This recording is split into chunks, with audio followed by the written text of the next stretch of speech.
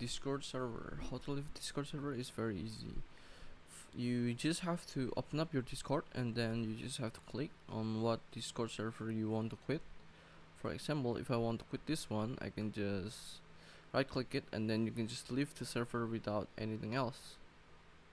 And there you go. You don't even have to do anything, you can just quit your server. But if you don't want to quit your server, you can easily make a folder like this. How to make a folder, you just have to click, for example, this, I put this out of the folder, and then I drag it, group it together, so it acts as a folder. So I have 2 folder now, I have 3 folder.